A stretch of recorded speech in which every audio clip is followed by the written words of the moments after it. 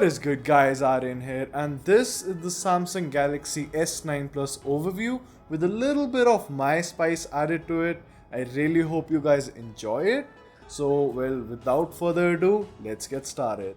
I am the Samsung Galaxy S9 Plus. Aryan really fell heels over head for me. As soon as he saw the almost all screen splendor, his first reaction was damn. Let's just quickly touch upon the basics. The box I come in has a somewhat shiny black finish with a huge S9 Plus logo on the front and some specifications on the back. The contents of the box are your boring paperwork as usual, the SIM ejector tool, the fast charger and the USB Type-C charging cable. It also included some things which were a pleasant surprise to Aryan. For one, Samsung included a case which saves the buyer a heart attack or two, which could be the case if one drops his phone, pun intended. In addition, it included a USB-C to USB-A adapter which always comes in handy, and last but not the least, these amazing AKG earphones. These earphones are of extremely high quality, have a robust plastic construction and an inline microphone which also comes with the volume button and the Google Assistant button. It has a braided cable which essentially makes it a tangle-free pair of earphones, and it also comes with ear tips of different sizes. As far as the sound quality is concerned, these are way better than Apple AirPods or even any other pair of earphones in the 4,000 to 5,000 rupees price range. The mids and highs that this earphones produce are really crisp. These provide a balanced sound with a punch of bass which Aryan, being a bass head, absolutely loved. There is always a lot of buzz around the incredible screen which is sported by my line of phones, and I am no exception. The 6.2-inch Quad HD Plus Super AMOLED panel with the 529 ppi on me is as stunning as the absurdity of its name. The amazing screen with the Samsung's Edge design does give it an infinity display, if you will. Definitely a head turner. The screen is so crisp, it is almost unfair to the other flagship devices. Like, there is not even a debate about it. I have the best mobile screen yet. Period. However, the display at 6.2 inches of size is an absolute monstrosity, and you do have to resort to using two hands in your daily usage or just awkwardly shifting me around in your palms to reach the notification bar. PS, he loves the always on display.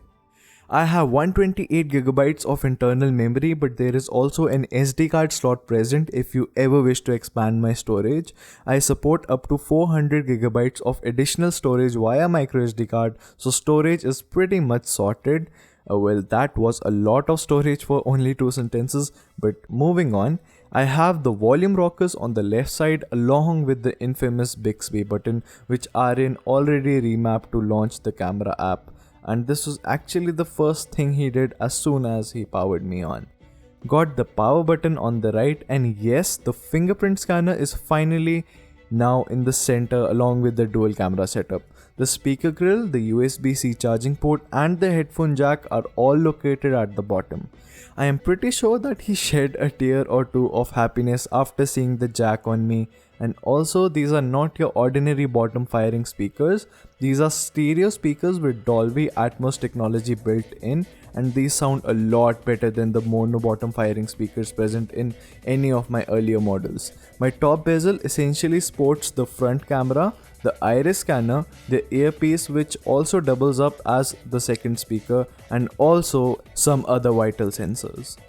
My specifications are up to date for an Android flagship of 2018. I have 6 gigs of RAM, the Exynos 9810 processor, a 3500 mAh battery, and I do come with Android 8 Oreo out of the box.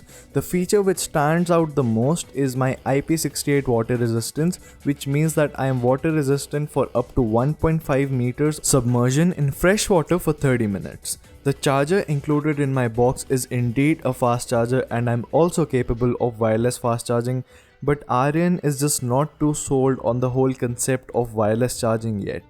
Jumping to my camera setup, I have a dual rear camera with OIS and flash. One of them is a 12 megapixel f2.4 telephoto lens and the other a variable aperture 12 megapixel f1.5 to f2.4 lens, which I heard Aryan saying it deserves a video of its own, so I won't reveal too much about it.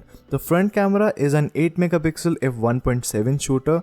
I also come with live focus, hyperlapse mode, super slow-mo mode and all that jazz, which by the way also deserves a separate video along with the variable aperture camera. On the inside, as I mentioned earlier, I do come with Android 8 Oreo, which is not all fun and games as I have a heavy TouchWiz user interface on top of the Android Oreo. Aryan absolutely hates it. He already installed Nova Launcher and made himself a dope ass home screen setup. He gave me a big thumbs up in the looks department, though he is a bit scared about dropping me on the floor. On a side note, I don't even mind people drooling over my elegant glass and metal structure because hell, even I love my design. Lastly, my security is pretty much covered as I literally have them all. I have the fingerprint scanner, the iris scanner, the face unlock and intelligent scan, which essentially is a combination of iris scanner and face unlock. Aryan is nowhere near stoked about the new and fancy face unlock feature, which doesn't even come close to being as secure as the one on the iPhone X. Well, what can I do? He is a fingerprint scanner person. To sum it up, I am an epic freaking flagship phone, one of the best you can get on the market right now, and I will surely rock your world if you happen to pick me up while you can. But I do want to stress upon the fact that I strongly oppose the claims of my creators, for I am not a smartphone reimagined, but the Galaxy S8 redefined.